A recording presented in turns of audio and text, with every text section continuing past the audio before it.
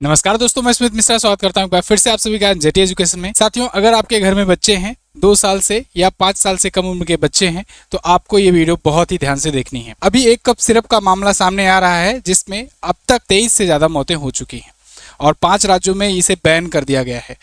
मैं बात कर रहा हूँ कोल्ड ड्रिफ्ट कप सिरप की। ये कप सिरप बच्चों को खांसी की दवा के रूप में पिलाई जाती थी, डॉक्टर प्रेफर करते थे। लेकिन पिछले कुछ दिनों में ऐसे मामले सामने आए हैं जिसकी वजह से बच्चों का किडनी फेल हो जाता है और उसके बाद दर्दनाक मौत भी हो जाती है। तो इस वीडियो को आप एंड तक देखिएगा। ये 3 गलतियां बिल्कुल नहीं करनी है अगर आपके घर में कोई बच्चे हैं तो। लेकिन आगे मैं बढ़ूँ इससे पहले एक जरूरी बात आप सबके लिए, अगर आप किसी एग्जाम की तैयारी करते हो तो आप जानते हो करंट अफेयर का सेक्शन महत्वपूर्ण होता ही है। ऐसे में सितंबर करंट अफेयर की ई बुक आ ही गई है और साथ ही साथ में जुलाई से सितंबर की जो 3 महीने वाली ई बुक है वो भी आ चुकी है। ये प्रश्नोत्तर माध्यम में है और ये दोनों ही ई बुक्स आपको चैप्टर वाइज मिलेगा, MZT ऐप पर मिलेगा।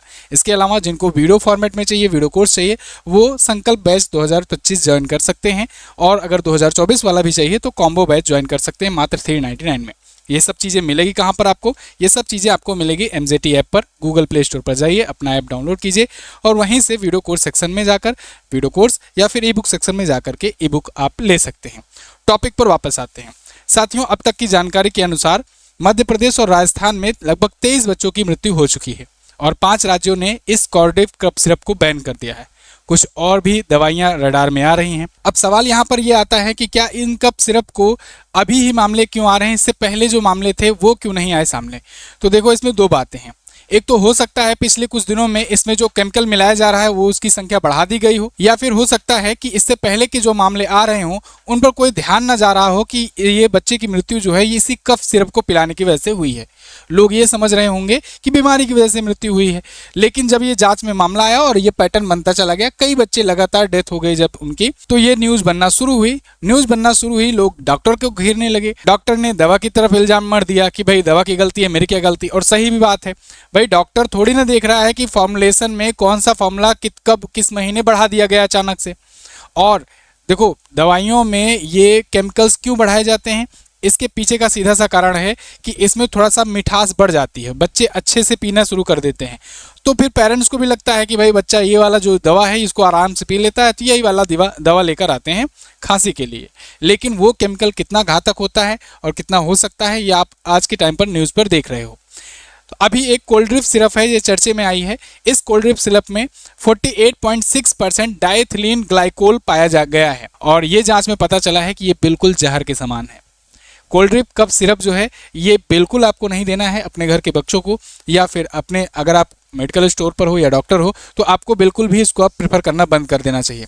वैसे तो अब तक गाइडलाइन जारी कर दी गई है और आप तक भी वो इन्फॉर्मेशन पहुंची गई होगी कि अब से ये कोल्ड ड्रिफ्ट सिरप तो बिल्कुल नहीं देना है किसी भी मेडिकल स्टोर के द्वारा या किसी भी पेरेंट के द्वारा। अगर यूज करते हो तो बिल्कुल बंद कर दो, क्योंकि इसमें जो केमिकल्स की मात्रा आ रही है वो आवश्यकता से बहुत ज़्यादा है, जिस वजह से पहले तो किडनी फेल होता है और उसके बाद अगर बच्चे का इम्यून सिस्टम या कमज़ोर है, पतला है, तो फिर वो डेथ भी उसकी हो जाती है। अब तमिलनाडु सरकार ने कंपनी से यहाँ पर कुछ जानकारियाँ मांगी है। एक्चुअल में कंपनी तमिलनाडु में ज़्यादा मात्रा में प्रोडक्शन करती है, तो वहाँ पर कंपनी ने कहा है कि ये जो दवा बनाई गई है अब तक बताओ कि कितनी मात्रा में बनाए हो, इसका प्रोडक्शन कितने स्केल पर किए हो और कहाँ कहाँ तक सप्लाई किए हो पूरे भारत में। दवा में इस्तेमाल होने वाले जो कच्चे माल हैं और उनका बिल क्या है, उनकी जाँच रिपोर्ट क्या है, उसको भी दो। दवा की पैकिंग में इस्तेमाल की गई सामग्रियों का विवरण दो। साथ ही साथ में वहाँ पर जाकर फैक्ट्री में भी एनालिसिस किया गया कि साफ सफाई का कितना ध्यान रखा जाता है, किस प्रकार से पैकेजिंग होती है, कितना सिक्योर है, कितना हाइजेनिक है, ये सब चीज़ें चेक की जा रही हैं। लेकिन सवाल यहीं पर आता है, ये सब चीज़ें अब क्यों चेक की जा रही हैं? 23 बच्चों की जान लेने के बाद सरकारों की आंख क्यों खुली है? तो देखिए, अब इसमें बहुत सारे लेवल पर मिलीभगत होती है। अभी ये भी पता चला है, सामने बात आई है कि 40 से ज़्यादा बार टेस्ट में ये फेल पाया गया था, सैंपल टेस्ट में फेल हुआ था, लेकिन उसके बाद भी अप्रूवल दे दिया गया और धड़ल्ले से ये दवाइयाँ बिक रही थी। अब इन सब पर भी सरकारें अब एक्शन में आ रही हैं। केंद्र सरकार ने भी एडवाइजरी जारी कर दी है। सबसे पहले हम लोग जान लेते हैं ये जो जहरीला एथिलीन ग्लाइकोल है ये होता क्या है। तो देखिए दोस्तों, एथिलीन ग्लाइकोल जो होता है एक रंगहीन और गंधहीन अल्कोहलिक कंपाउंड होता है और ये जनरली फार्मा कंपनियां बच्चों की दवाओं में मिलाती हैं। मैंने आपको कारण बताया कि ये मिलाने से ना एक तो टेस्ट बदल जाता है और दूसरा इससे थोड़ा सा नींद टाइप का आता है, बच्चे सुस्त होते हैं और सोते हैं। जब बच्चा सोएगा तो फिर उसको खांसी की दिक्कतें कम होगी, मतलब जितना वो रेस्ट करेगा उतना कम खांसेगा। तो इसीलिए डॉक्टर भी इसको प्रेफर कर देते हैं और फिर पेरेंट भी उसको यूज़ करते हैं। इसमें hydraulic brake fluids, stamp pad स्याही, बाल पॉइंट पेन, सॉल्वेंट्स पेंट आदि में ये पाया जाता है। मतलब आप समझो कि जो केमिकल आपके घरों की पुताई वाले पेंट्स में यूज़ किया जाता है वो केमिकल आपको कप सिरप में पिला दिया जाएगा तो आपकी क्या हालत रहेगी। तो वैसे ही कुछ यहाँ पर भी हो रहा है। ये जो केमिकल है ये बाल पॉइंट पेन में और पेंटिंग्स में, सॉल्वेंट्स में, स्टैम्प पैड की स्याही में, इन सब जगहों पर यूज़ किया जाता है। इंसान के शरीर में जाते ही ये जहर का काम करने लगता है और उसके बाद सेंट्रल नर्वस सिस्टम को डैमेज करता है। फिर हार्ट फेलियर हो सकता है, किडनी में फेलियर हो सकता है और फिर बच्चे की मृत्यु भी हो जाती है।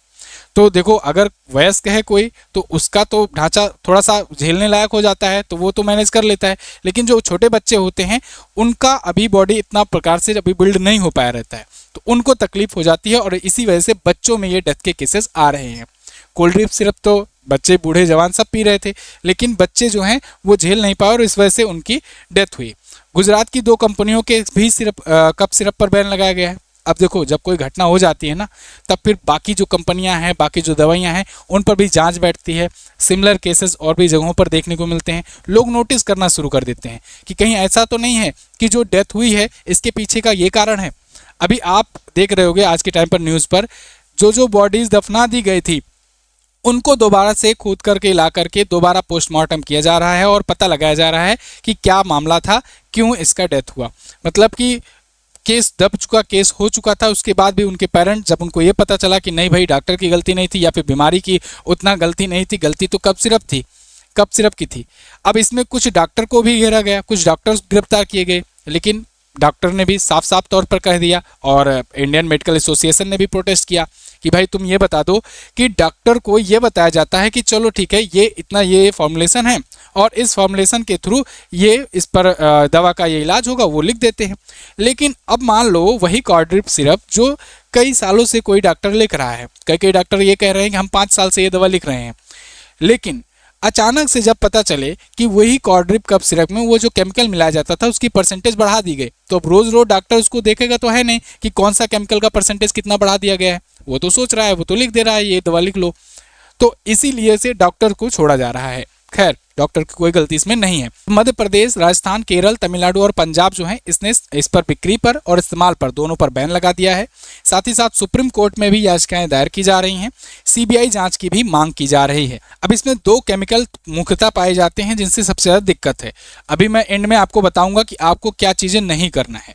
तो देखिए 2 क्या केमिकल्स हैं। एक है क्लोरोफिनाइमाइन मैलेट। इसका काम एलर्जी के लक्षणों जैसे छींक, नाक बहना, आंखों में खुजली या फिर पानी आना, इनको कम करने के लिए ये दवा दी जाती है।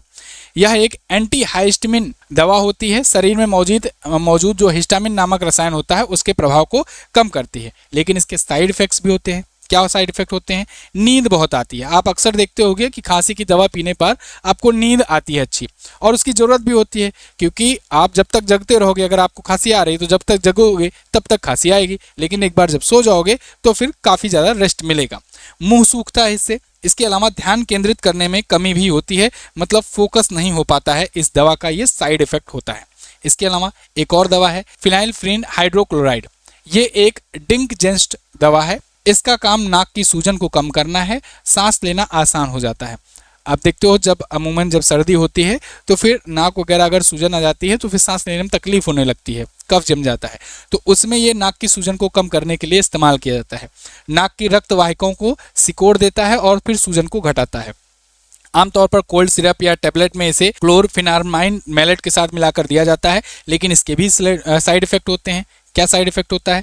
इसमें ब्लड प्रेशर बढ़ने की चांसेस रहते हैं, साथ ही साथ बेचैनी और नींद में दिक्कत होती है। जो भी दवाएं अवेलेबल होती हैं उन सब के साइड इफेक्ट्स होते हैं, इसलिए कोई भी दवा लो तो डॉक्टर से पहले से अच्छे से डॉक्टर से कंसल्ट करके लो, ठीक है। और दूसरी बात ये 3 मुख्य बातें हैं जिनको आपको बहुत ही ध्यान से, बहुत ही केयरफुली यूज करना है अगर आप बच्चों को दवा पिलाने जा रहे हो तो।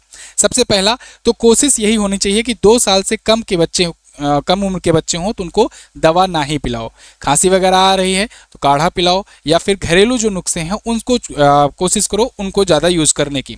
डॉक्टर सिरप देने की जगह घरेलू इलाज भी बताएं। उनसे ये भी कहिए कि अगर इसका कोई घरेलू इलाज का ऑप्शन है, अगर आप कहीं जा रहे हो डॉक्टर के पास, तो वो आप प्रेफर करें। और डॉक्टर भी जो हैं उनको भी चाहिए कि घरेलू नुस्खे को ज़्यादा बताएं इन कंपैरिजन टू इन केमिकल दवाओं के, क्योंकि कब केमिकल ऊपर नीचे हो जाए आपको दिक्कत हो जाएगी।